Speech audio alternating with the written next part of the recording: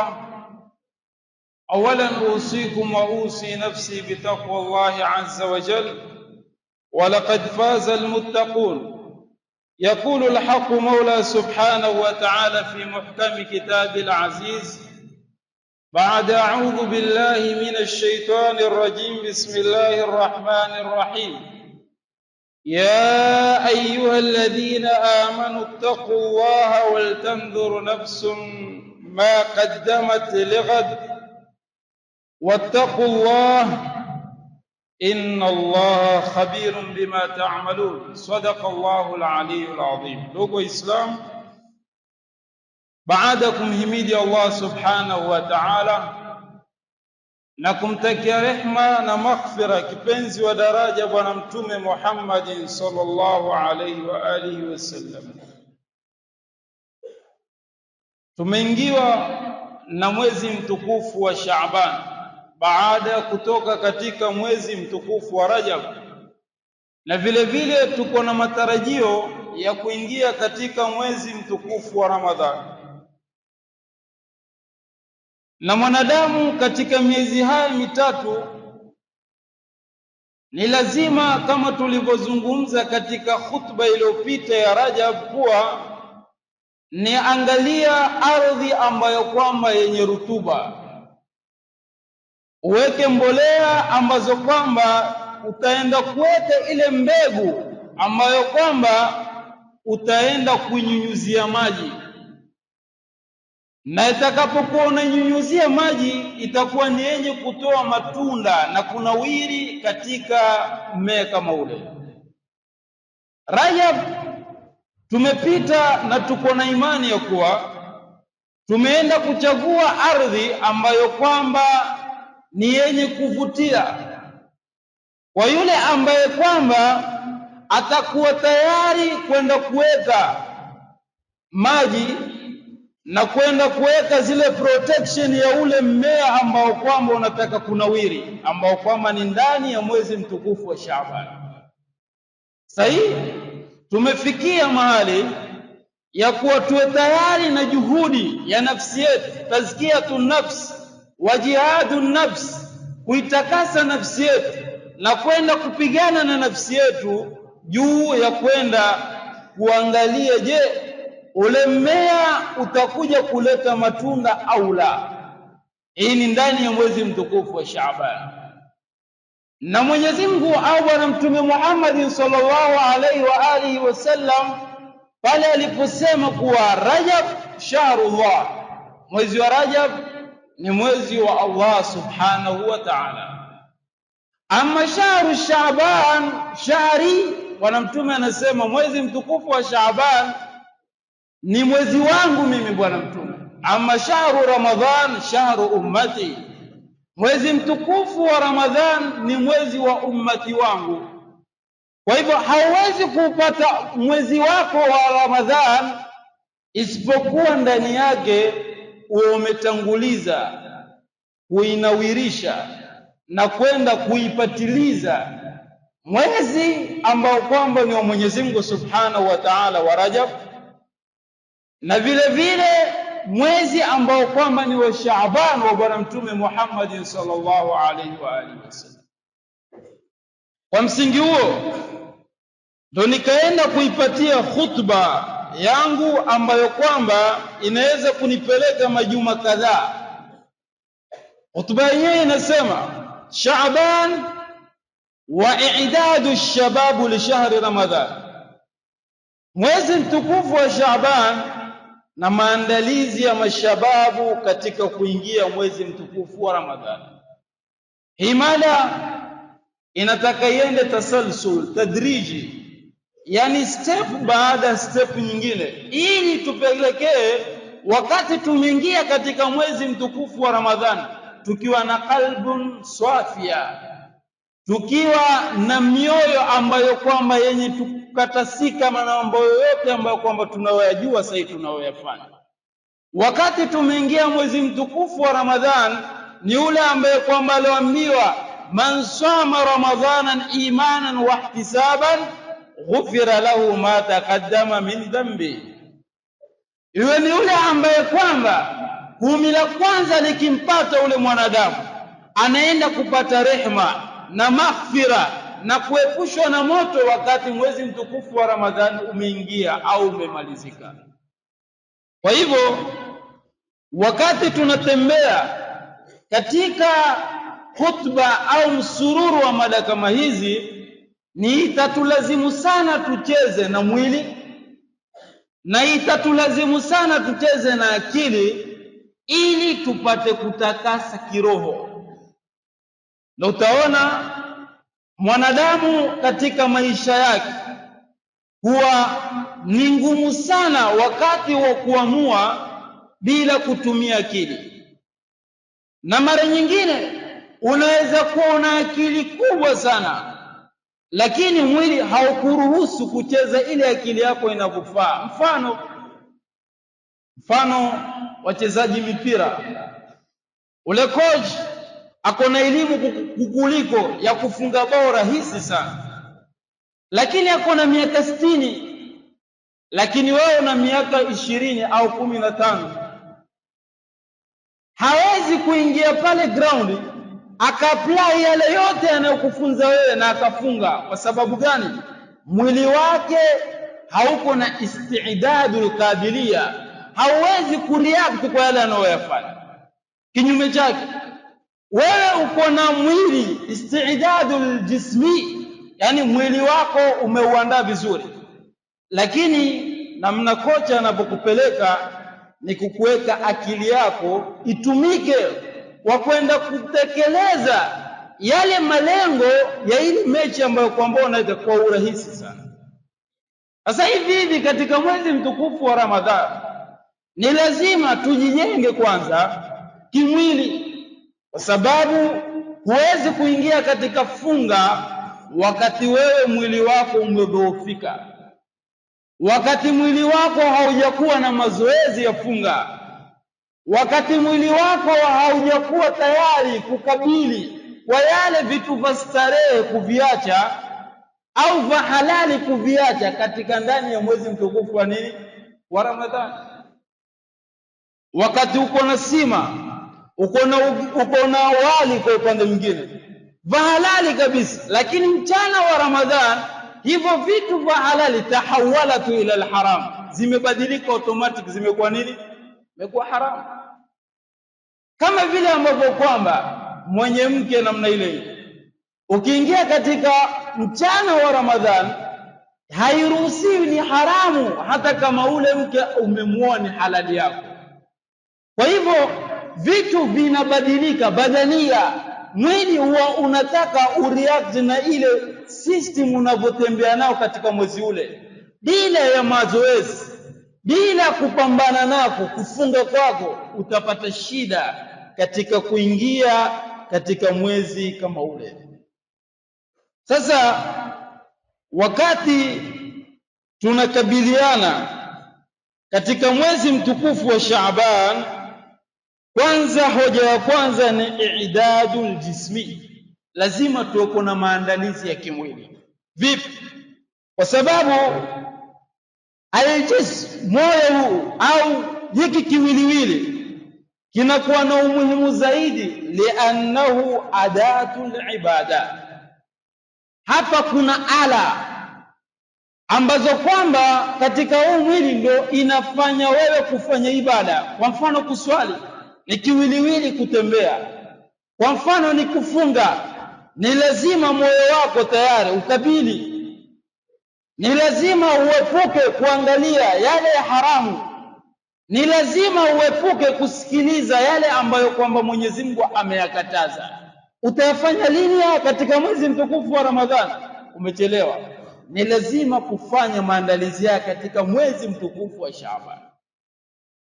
Vile vile, kaifa nuhayyi ajsaduna lisiyam, vipi tutakuwa na maandalizi ambayo kwamba yatatupelekea katika huu mwili kupambana na swaumu. Kuna watu katika maisha yao wako na siamu ya kufunga siku ya Alhamisi na Jumatatu. Hawa tayari wako kuna maandalizi ya kijismu, ya kimwili. Kuna wengine wako na saumu ile ya Nabii Daudi, funga siku moja alafu nyingine unafanya nini? Unafungua. Namna hiyo huyu hawezi kupata shida, na ukirealize sana utapata watu wengi katika saumu ya kwanza wanasema saumu ni nini? Ni kali. Hapana, mkali ni wewe, sio saumu. Mkali ambayo kwamba ni wewe, haukuwa tayari na maandalizi, ni safari hiyo.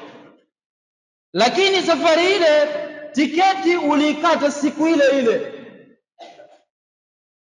nguo ukafua siku ile ile, ukapaki siku ile ile. Ukishtuka umesahau kichana, ukishtuka umesahau kitambulisho, kwa sababu huna istiidadi kamila, huna maandalizi ya kikamilifu. Wakati umeingia katika mwezi mtukufu wa Ramadhani na mwili wako umezoea kufunga sunna kama hizo, vipi useme au mwili ukuambie kuwa hii Ramadhani ya kwanza ni kali sana? Hawa watenda wote wale ambao kwamba hawana istiidadi ya kufunga mwezi kama huu. Ma alaqatu sihhatu wal ibada, iko wapi mafungamano, relationship ambayo kwamba inakuja kati ya siha yako na saumu? Lazima kuwa na mafungamano, na siha kila siku inakuja jasadia. Wakati ukiumwa na kichwa hauwezi kufunga, wakati ukiwa na msukumo wa tumbo linapokupeleka utapata shida kufunga, na mara nyingine ukifunga wakati unaumwa unapata dhambi. Kwa sababu la ikraha fi din, haiwezekani. Mwenye ambaye kwamba ako na safari, mwenye ambaye kwamba ni mgonjwa, huwa ameruhusiwa kula ndani ya mwezi mtukufu wa nini? Wa Ramadhani. Kwa vile wewe una moyo mnene, bali ya kupinga na kuwa wewe ni msafiri, bali ya kupinga wakati wewe kuwa ni mgonjwa, wataka kufunga hivyo, yani watakumkomesha aliyekuumba, utajikomesha wewe. Mara nyingine unaweza ugonjwa ukazidi na alafu madhani ukayapata juu. Kwa hivyo alaqatu sihhat ina mafungamano makubwa juu ya siamu ambayo kwamba inakuwa. Na hii inakuwa vipi? Inakuwa wakati sisi tukijiandaa kuingia katika mwezi mtukufu wa Ramadhani, katika viwiliwili vyetu vyote. Wakati unaanza kula, yastahili uwe na kipimo cha kula, nidhamu. Ukikosa nidhamu ya kula, huwa unapata msukumo mbaya sana katika tumbo lako. Hii ni istidad ambayo kwamba inastahili uianze sahihi. Wakati tumbo limegawanyika mara tatu, wakati wa kwanza ni tumbo limegawanyika kwa chakula, na tumbo lile lile kuna sehemu ya vinywaji, na sehemu ile ile kuna sehemu ya pumzi. Sasa sisi kwa vile ni walafi sana, tunajaza hizi sehemu tatu zote kwa chakula. Inakosekana kunywa maji, unakunywa nusu glasi. Pumzi hauwezi, kwa sababu umejaza kiasi kwamba mtu akikwambia hebu tuelekee mahali fulani, hauwezi, kwa sababu pumzi mahali yake pia imefanya nini? Imefungika. Na hii iko paste kule wakati ukifungua futari ya mwezi mtukufu wa Ramadhani, wataka kila kitu. Sambusa iko pale, mahamri yako na yani unakusanya. Ukitizama wasema hizi hata hazinitoshi, kwa sababu wewe utakuwa huna istidad kamila ya mfumo wa kula. Utamwona mtu akiwa na nidhamu katika mwezi mtukufu wa Ramadhani, kula kwake anakula zaidi kukuliko. Lakini futari ile kwanza hujaingia kufungua mwadhini, tayari usheshiba. Anasema kufungua mwadhini, na kwa haiko hiyo katika wakati wa Mtume, si kufungua mwadhini. Wakati akisema Allahu Akbar, hiyo ni iftar, hiyo ni wakati wa kufuturu. Na ukianza kufuturu, yastahili uanze kula na tende ambazo kwamba zinakuwa kwa hisabu ya witria, all numbers, 1, 3, 5. Lakini ujiulize, unaweza kula 12, adhana imesema hivyo, Na mara nyingine imam anaendelea kusoma huku, wewe unavuta ulimi upande wa kulia, mashariki wal maghrib, kuvuta ule utamu ambao kwamba ulikuwa nao. Na tena asisome sura ndefu, bisharti apige kul Allahu ahad na inna a'tainaka, dua baadaye watu wanakimbilia. Hiyo si nidhamu. Kwa hivyo zote hizi wenyewe zinapatikana wapi? Ni kwa sababu huyu jamaa hakuwa na istidadul jismi, mwili wake haukuwa tayari kujiandaa kuingia katika mwezi mtukufu wa Ramadhani. Hiyo ni hoja ya kwanza ambayo kwamba tutakuja kuielezea. Hoja ya pili katika mada ni istidadul aqli. Mwanadamu lazima awe mentality yake inajiandaa kabla ya kuingia katika mwezi mtukufu wa nini? Wa Ramadhani. Baada tahil jism, baada kujiandaa mwanadamu kimwili, tantakilu ila tahiyatul aqli, ni lazima aje sasa ajiandae kiakili. Lianna al-ibada, hizi ibada tunazozifanya bila wa'i tatahawalu ila al-'ada. Tukifanya ibada bila kutumia akili, ibada zinabadilika, zinakuwa nini? Zinakuwa ada. Kama ni kufunga, ni ada Ramadhani kuingia na kufanya nini? Kutoka. Na hii inakupatia vipi? Wakati watu wengi wanafunga mwezi mtukufu wa Ramadhani, lakini hawai wacha Mungu, kwa sababu lengo la mwezi mtukufu wa Ramadhani ni la'allakum tattaqun, kutiba alaykum siyam mpaka mwisho, la'allakum tattaqun, ni watu wawe wacha Mungu. Swali linakuja, limadha nadkhulu fi Ramadhan wa nakhruju wa lam yakun min almuttaqin? Kwa nini tuingia mwezi mtukufu wa Ramadhani na tunatoka wakati hatui wacha Mungu? Kwa sababu hii, lianna alibadatu tatahawalu ila al'ada, ibada imeenda kubadilika kwa ni ada. Kufunga tu alfajiri mpaka magharibi, si 10 la kwanza limeenda, 10 la pili limeenda, na 10 la tatu limeenda. Hii ni kwa sababu hatujakuwa na wa'i, hatujakuwa na istidadul aqli. Kwa hivyo yastahili huyu mwanadamu ajue kuwa maandalizi ya kuingia mwezi mtukufu wa Ramadhani yastahili maandalizi ya kiakili. Vile vile katika maandalizi ya kiakili, binaul aqlu wa'i fi shahri Ramadhan la budda an yakuna baina alwaqti ala ad-dirasati wal ibada. Kwa wanafunzi ni lazima uainishe kuwa kuna nyakati za akili kupambana na masomo, na kuna wakati ambao kwamba akili inapambana na ibada ndani ya mwezi mtukufu wa nini?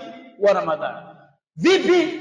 hal yujadu al-alaqa baina ad-dirasa wal ibada fi shahri Ramadhan? Naam, kuna mafungamano makubwa kati ya masomo na ibada ndani ya mwezi mtukufu wa Ramadhani. Idha kana tastamilu al-aql bitabiqiyya, ikiwa wewe utaweza kutumia akili yako kimakini sana. Kwani ibada ni nini? Ibada si ile Ramadhani, si ile siyam peke yake.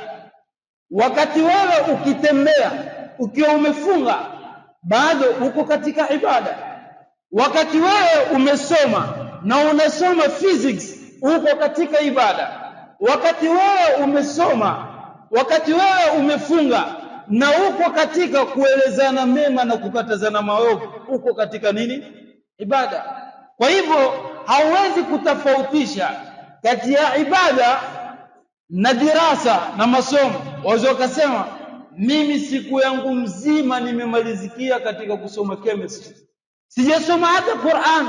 La, kujapoteza, kwa sababu talabul ilmi fariidatu, kutafuta hiyo elimu huwa ni faradhi, kama vile kusoma nini, kama vile kufunga, kama vile kuswali. Inakuwa ni kitu ambacho kwamba kina alaka kati yake. Sababu iwe hujasoma Qur'an na hujasoma masomo, hasara fi dunia wal akhirah. Kwa hivyo mara nyingine unaweza usipate time ya kuwa wewe umekazana tu na masomo yako, bado uko katika ibada. Mwisho kabisa, Katika hoja tutakazokuja nazo ni mwanadamu kujiandaa na istidadi ruhi, kiroho, kabla ya kuingia katika mwezi mtukufu wa Ramadhan. Ni lazima moyo wako uwe safi, uache maovu ambayo kwamba umeyazoea, uache maovu ambayo kwamba ni madogo, yatakutolea percentage fulani katika saumu yako. Watu wengi au Waislamu wengi wanakubaliwa saumu zao, lakini kwa tabakat, yani kila saumu imelipwa kwa tofauti ya saumu nyingine. Kuna mmoja saumu yake imepita 99%, mwingine yake imekuja 80%, mwingine yake imekuja 50%. Zote zimekubaliwa, lakini tabakat zimekuja katika tabaka nyingine. Kwa sababu gani? Kwa sababu ya vitu vidogo visivyovunja saumu, lakini zinavunja sifa ya nini? Ya saumu. Kwa mfano, wewe sikuwa ni tariku swala. Hii kilugha watu Arabi wananielewa. Tariku swala na turku swala ina tofauti katika lugha ya Kiarabu. Tariku swala ni jamaa kazi yake yeye maumbile haswali. Yani akiambia as-salatu khairun minan nawm, anasema an-nawmu khairun minas sala. Yani akiambia swala ni bora kuliko usingizi, huyu jamaa anasema usingizi ni bora kuliko, yani yeye haswali, kwake ni haramu kuswali. Huyu ndo anaitwa tariku swala. Lakini alfajiri amekuja kuswali, kisha adhuhuri ikampita, umeelewa, akaja kuswali nini? Alasi, huwa haitu tariku swala, haitu mnikoto, kwa sababu wakati yeye amefunga sasa, swala ile atapata dhambi ya swala, lakini saumu yake sikuwa imevunjika, haiko katika mubtilatu saumu, haiko katika zinazovunja nini? Saumu. Lakini saumu yake inatoka percentage yake inashuka. Ikiwa yule aliswali vipindi vitano, yake ni 100%, yake itashuka, haiwezi kuwa sawa na ule ambaye aliswali vipindi vitano. Anayesengenya namna hiyo, anaiba namna hiyo, anapata dhambi zake kama vile ambavyo kwamba akifanya kwa siku zingine zozote, lakini saumu yake haiwi kamili. Kwa sababu gani? Kwa sababu hakuwa na istidadu ruhi, kuacha yale madogo ambayo kwamba uko nayo. Moja katika dogo, usingizi. Katika mwezi mtukufu wa Ramadhan utapata unalala sana wewe. Hii ni kwa sababu gani? Kwa sababu hukuwa na maandalizi ya kiroho. Na mara nyingine kulala kwako inaweza kuwa ibada, na mara nyingine inaweza kuwa ni kupoteza time, kwa sababu innamal a'malu binniyat. Kitu chochote katika maisha ya ulimwengu kinazingatiwa nini? Nia. Umelala wewe, lakini umelala kwa sababu ya kuwa wewe uko katika ibada. Pumzi yako, kinywa chako ni tasbih wanavyosema. Siku ya mwezi mtukufu wa Ramadhani, pumzi ikitoka ni kama kusema subhana rabbiyal a'la wa bihamdi. Vipi kusaidia? Vipi kutenda? Kwa hivyo ndugu zangu ni Waislamu, hii ndio frame ya mada ambazo kwamba tutaanza nazo katika mwezi huu mtukufu wa Shaaban, ili tupate kuwa na maandalizi ya kuingia katika mwezi mtukufu wa Ramadhan, iwe saumu zetu ziwe makbul mbele ya Allah subhanahu wa ta'ala. Nas'alullah al-auna wa tawfiq bima yuhibbu wa yarda, innahu waliyyu tawfiq wa bihi nasta'in, walhamdulillah.